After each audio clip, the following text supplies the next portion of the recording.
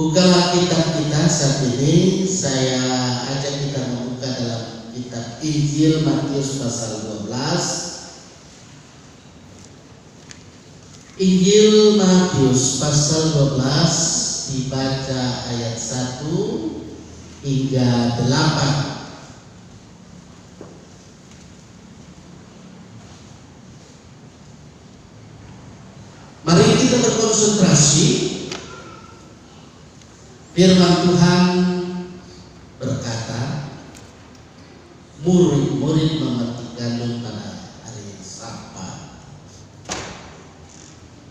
Pada waktu itu, pada hari Sabat, Yesus berjalan di ladang gandum. Karena lapar, murid-muridnya memetik bulir gandum dan makannya. Melihat itu, berkatalah orang-orang Farisi kepadanya, lihatlah, murid-muridmu berbuat sesuatu yang tidak diperbolehkan pada hari Sabat. Tetapi jawab Yesus kepada mereka, tidakkah kamu baca apa yang dilakukan Daud ketika ia dan mereka yang mengikutinya lapar? Bagaimana ia masuk ke dalam rumah Allah dan bagaimana mereka makan roti sajian yang tidak boleh dimakan, baik olehnya maupun oleh mereka yang mengikutinya, kecuali oleh imam-imam? Atau tidakkah kamu baca dalam kitab Taurat bahwa pada hari-hari Sabat imam-imam melanggar hukum Sabat di dalam bait Allah, namun tidak bersalah? Aku berkata kepada, di sini ada yang melebihi bait Allah. Jika memang kamu mengerti maksud firman ini, yang ku kehendaki ialah belas kasihan dan bukan persembahan, tentu kamu tidak menghukum orang yang tidak bersalah, karena Anak Manusia adalah Tuhan atas hari Sabat. Demikian firman Tuhan. Yang berbahagia adalah semua kita yang selalu hidup mendengar dan juga melakukan firman Tuhan dalam kehidupan kita setiap hari. Jumpa dalam perjumpaan ini kita bersama-sama sore hari ini. Ibu-ibu boleh berkumpul, dan saya percaya perjumpaan saat ini mungkin karena tinggal beberapa waktu yang ada, bukan kata perpisahan yang saya sampaikan, tetapi semoga kalimat-kalimat yang menyentuh kolbu ini menjadikan ada perubahan diri, ada perubahan sikap, perilaku dalam kehidupan, apalagi sebagai ibu-ibu Tuhan. Saya menyebut ibu-ibu Tuhan, ibu-ibu yang dikasih oleh Tuhan. Dalam periodisasi pelayanan yang ada ini, nyaris saya berada di sini 5 tahun, nyaris.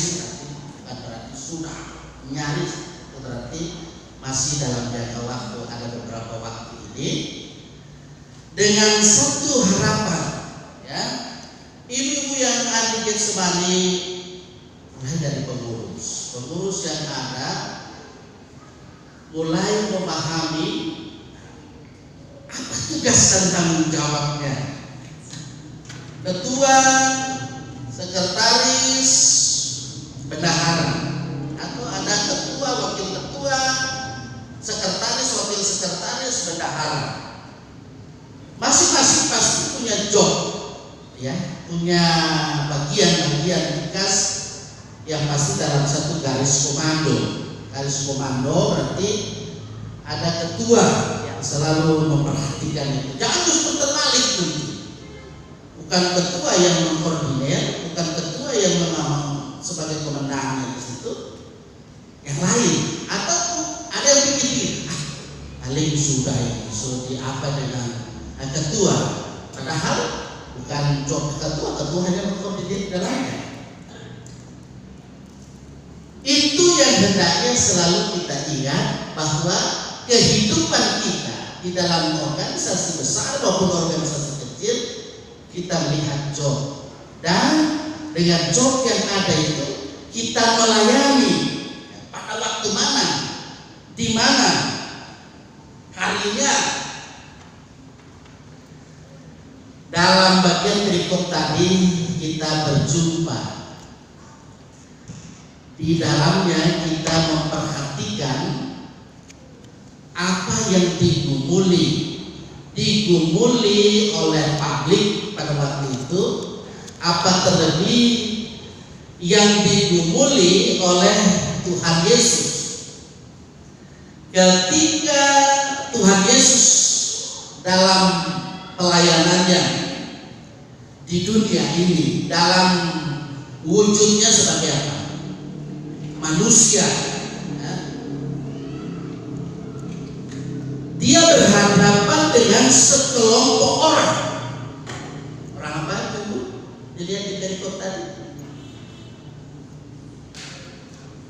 Kalau konsep pasti itu orang Farisi, ya. Ada sekelompok orang Farisi pada waktu itu di hari Sabat. Ibu ketahui bahwa memang hari Sabat itu adalah hari yang harus dikuduskan oleh setiap orang Yahudi. Itu tradisi, wajib hukumnya. Kita juga mengingat hukum keberapa itu? Tiap minggu kedua saya baca itu, kalau saya adilnya lupa. Ada yang mengangkat tangannya, berarti dia ingat. Hukum keempat, ya. Tetaplah ingat dan kuduskanlah hari Sabat. Selain dalam Keluaran, ada juga itu dalam Ulangan pasal 5:12. Ibu-ibu yang dikasih dari Tuhan, hari Sabat itu maksudnya dia disendirikan untuk apa? Berhenti dari aktivitas dan memberikannya untuk memuliakan Tuhan. Pasti Tuhan Yesus sangat-sangat mentaati hukum keempat ini. Tetapi muncul pertanyaan, mengapa Yesus dia membiarkan murid-muridnya memetik apa tadi? Gandum dan memakannya di hari Sabat, sehingga itu memang memancing komentator atau komentar dari orang Farisi.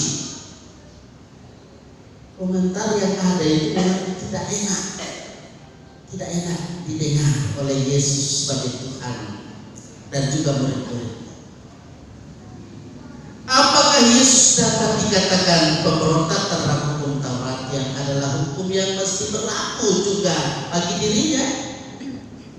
Nah, itu pertanyaan. Apakah Yesus tega dicap oleh sekelompok orang sebagai pemberontak, orang yang melawan hukum Israel atau melawan hukum Yahudi? Apakah demi menolong murid-muridnya yang memang saking laparnya, yaitu seorang bilang lapar itu biasa terobak itu. Nah, seorang seperti itu mereka. Dia kasih lihat tuh melawan hukum agama yang berlaku dalam komunitasnya. Pertanyaan-pertanyaan yang bisa muncul. Apakah dia tidak lebih memihak orang-orang yang tidak menahan nafsu daripada dia junjung tinggi kebenaran hukum agama?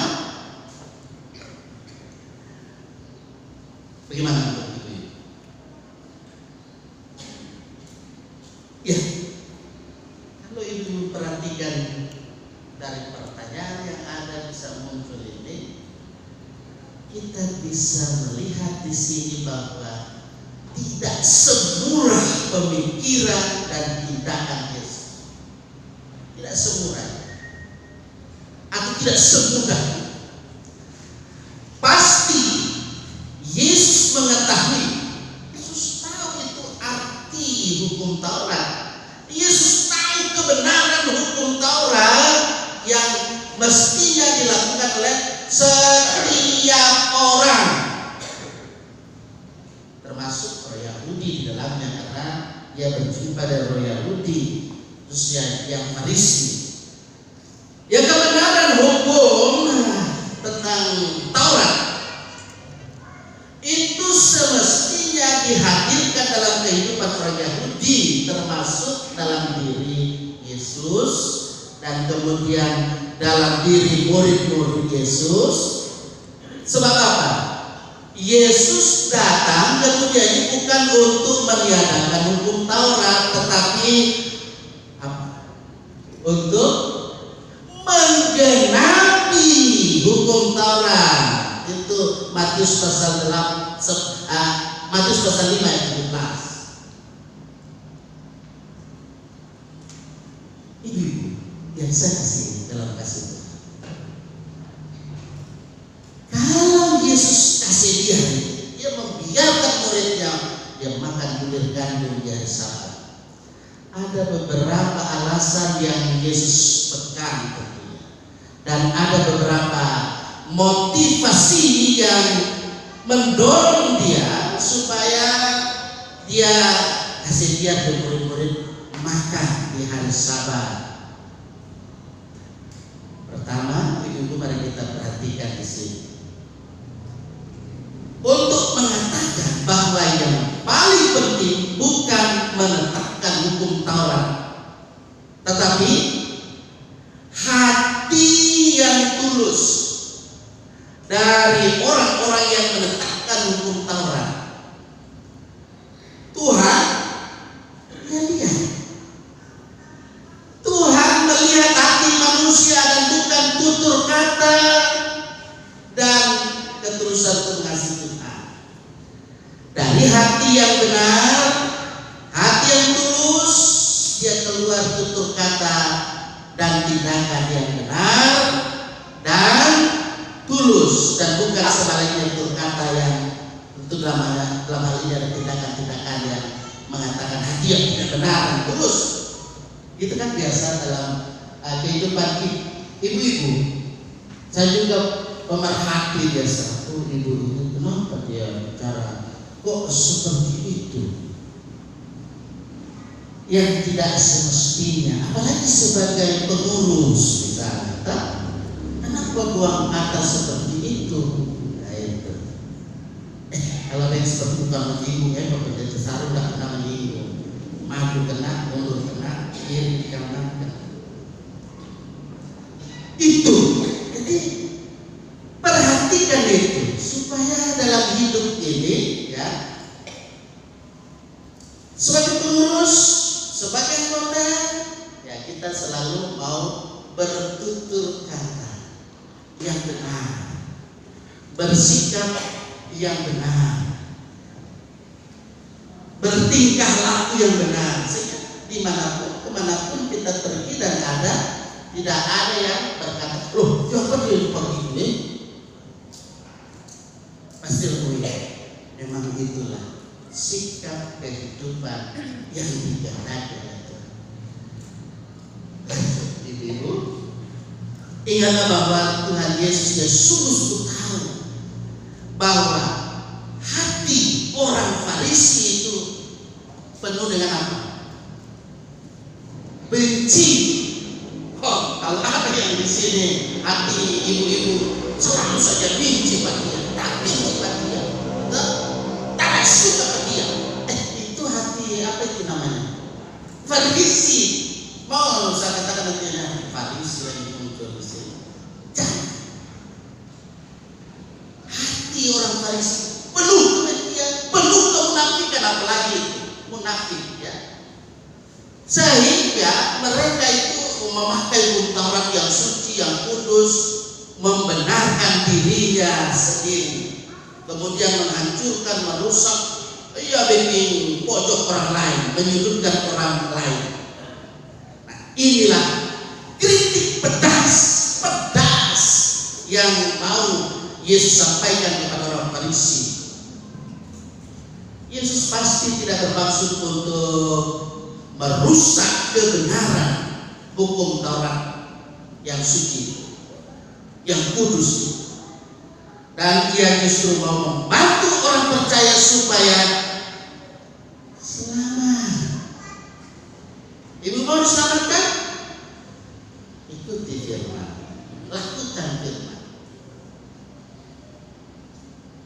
Sehingga dalam kurun waktu 5 tahun saya berada di sini ada perubahan.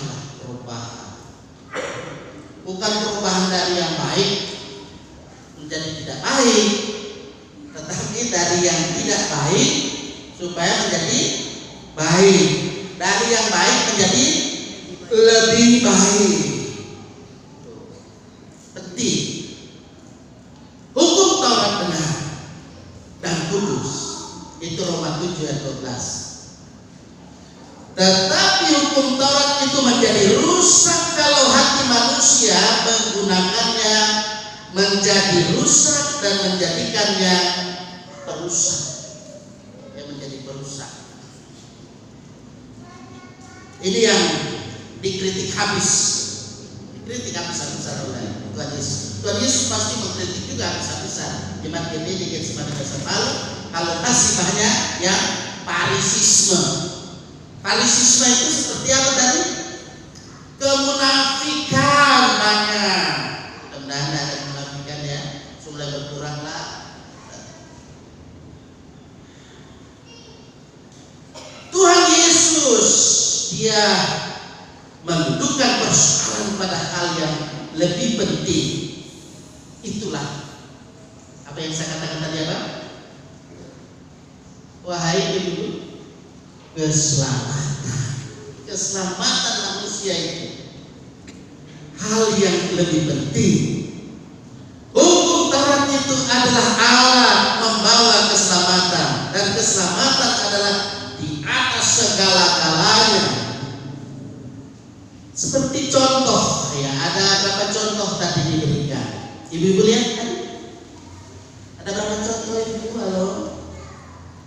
Ada 2 contoh yang diberikan di dalam Perjanjian Lama disampaikan oleh Tuhan Yesus dalam perikop ini.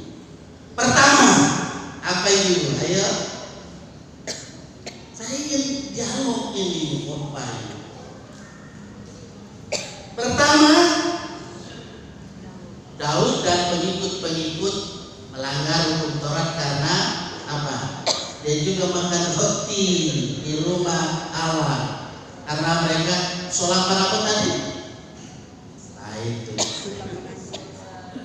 Iya itu. Apa sekali itu? Bahasanya orang hari-hari seperti itu memang. Apa sekali deh. Itu dia nanti di 1 Samuel pasal 21. Kemudian dibaca 1 sampai 6. Kemudian dalam Imamat pasal 24 ayat 5 sampai 9. Itu situasi kondisinya yang ada. Itu yang pertama ya ibu. Yang kedua, apa tadi?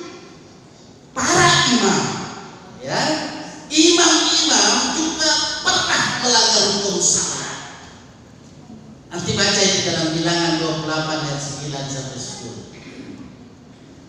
Sehingga benarlah yang dikatakan Tuhan Yesus bahwa keselamatan, belas kasihan pada manusia itu sendiri yang penting daripada penerapan hukum agama yang mengabaikan keselamatan manusia. Nah, kalau manusia hidup untuk hukum agama, maka hukum agama bukan menghidupkan tetapi bikin mati, mematikan. Jadi meskipun tujuan beragama adalah bukan mematikan manusia tetapi menghidupkan. Nah ini alasan dasar yang disampaikan oleh Tuhan Yesus ketika dia kritik legalisme yang ada itu ketaatan buta pada hukum agama yang dipegang oleh orang Farisi. Dan ini merupakan kesalahpahaman. Biasa kita sebut dalam bahasa kita hari-hari apa? Misunderstanding. Itu terjadi dalam kehidupan orang Farisi dan juga kebobrokan beragama orang Farisi yang didasarkan pada egoisme dan kebenaran diri.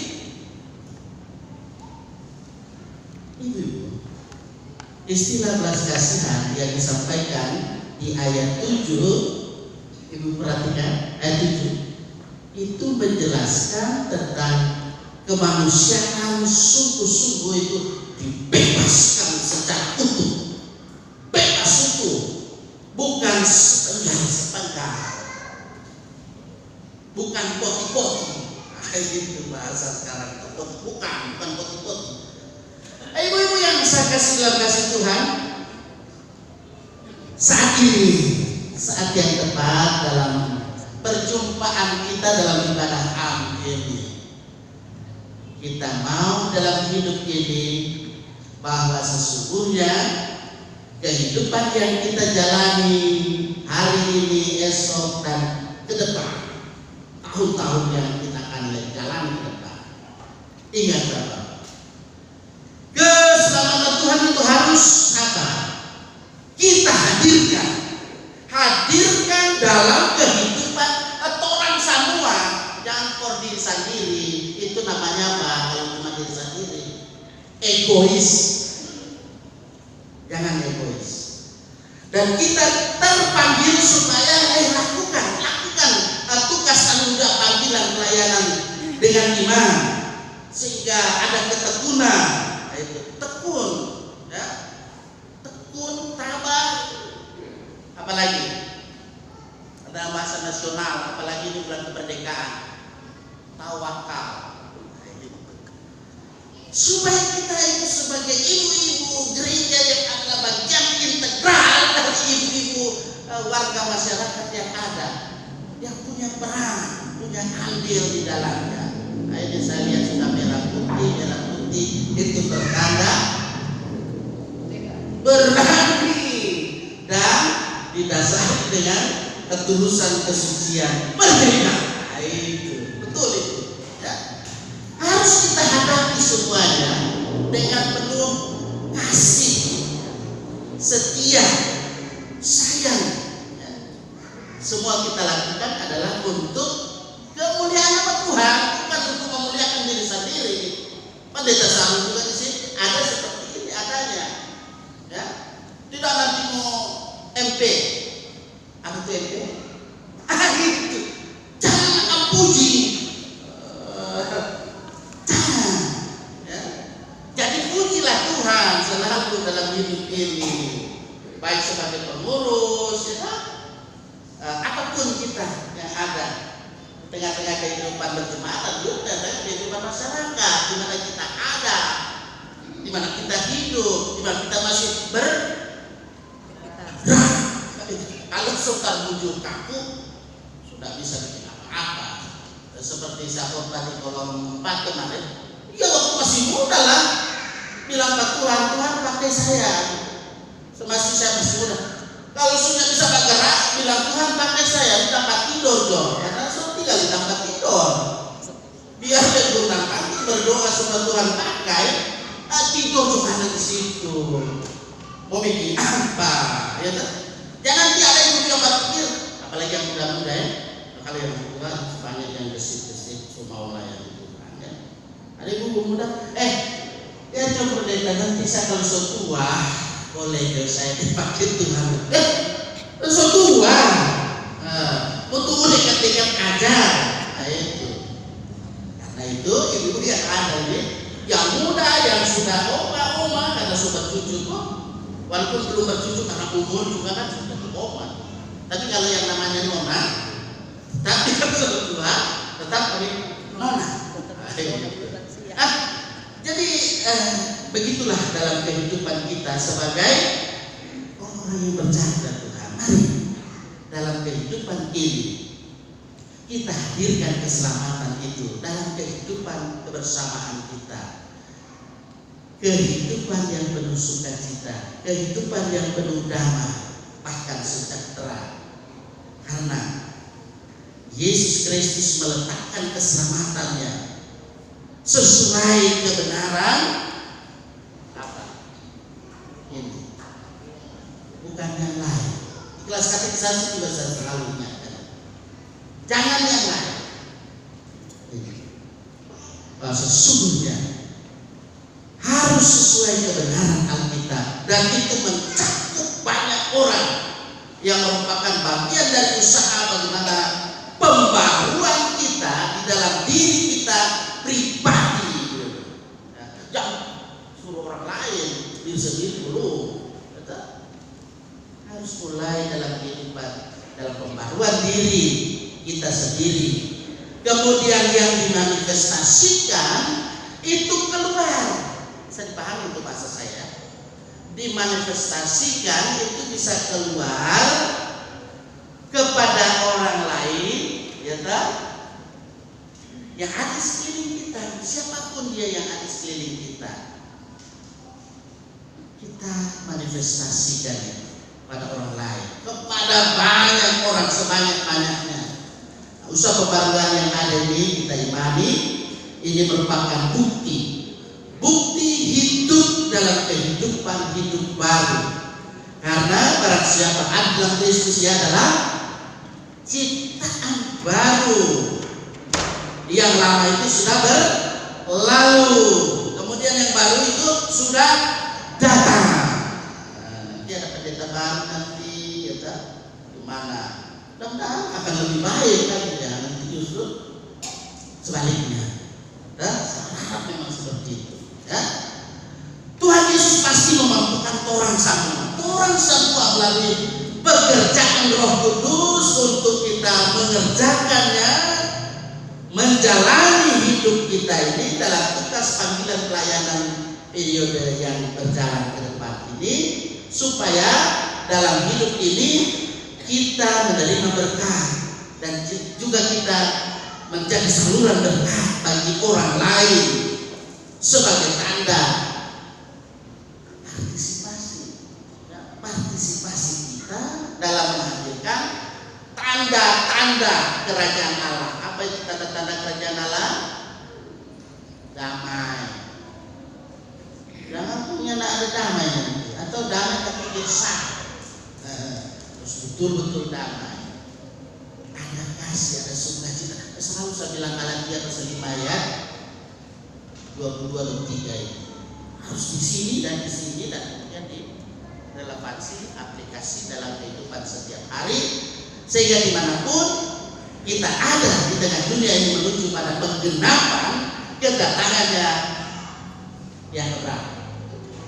Kedua kali parusia Tuhan akan menolong kita sehingga kita senantiasa hidup menunaikan tugas, tanggung jawab, panggilan pelayanan, baik secara organisasi kecil yang ada di PLK Ibu, ya, seperti di awal saya sudah katakan, ya, ingat job yang ada, tugas panggilan yang diberikan, ya.